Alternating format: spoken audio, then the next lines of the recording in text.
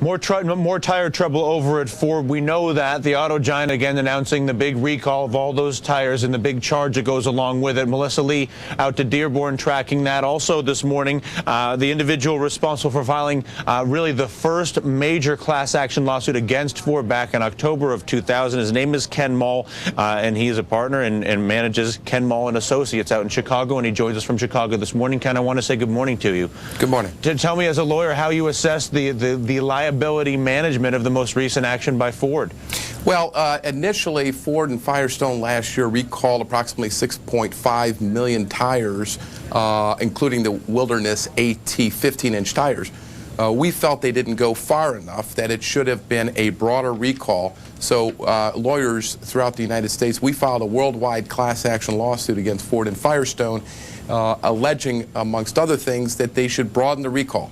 But if we look at the, let's talk about the present, though. I've got Bridgestone coming out yesterday saying, listen, we're not going to sell you any more of our tires, because we don't want you blaming us. And then a few hours later, I have Ford come out and say, you know what?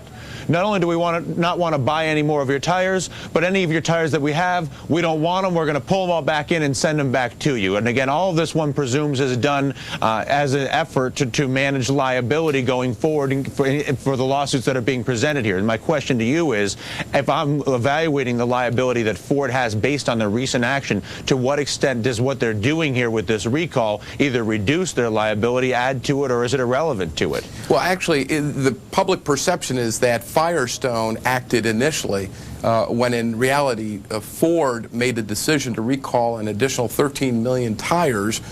Firestone got wind of it and wanted, and in an effort, a PR effort, said we're cutting ties with you. But in actuality, Ford is the one that initiated the response to recall 13 million tires, which Firestone did not want to cooperate with Ford in doing so. How does it assess their liability in the future? They did exactly what we asked for in our lawsuit. They recalled 13 million additional tires. There's still additional tires that we want them to recall, and that is Wilderness ATX and ATX2. But basically, they've done what we've asked for in our class action lawsuit. Where does this leave their liability, or your assessment of the liability over at Firestone Bridgestone? Their liability, Ford has taken responsibility for the cost of the replacement of these tires. So whether or not they want to go after Firestone for contribution, that's up to them. But basically, they volunteered to recall the exact tires that we wanted them to recall. And what's important is that the summer months are coming, and we find a higher failure rate in the warmer months and the warmer climates. So we believe that they're acting. We commend their action. We think it was a little bit too late. But we commend them for doing it. Are you going to continue to pursue Ford in your lawsuit, and do you believe that you're going to seek damages that will be well in excess of, or at least in excess of the already $2 billion charge the company's facing on the recall alone? There's the issue of personal injury cases. There's over 174 deaths in America. We represent clients from Venezuela, Saudi Arabia, Chile, Mexico, Canada, England. What sort of damages are you seeking at this point, though? We're seeking personal injury damage. There are several deaths. What sort of financial damages are you targeting? Well, individually, the cases, in aggregate. In the aggregate, that's unclear at this time. There are hundreds of deaths. But is it $1? Is it $1 billion? Is it $100? That we can't give you. There is, on the recall alone, $2 to $3 billion estimated for the 13 million tires recalled. Okay. If there are additional tires recalled, that'll increase their cost. Okay, Ken, I want to jump over to Alan Baum real quick. He's an auto analyst over at Planning Edge. You've heard, I hope, Alan, some of what Ken had to say here. I want to know where you believe this goes from here. What happens next, and really, what's the most important thing from an investor standpoint right now?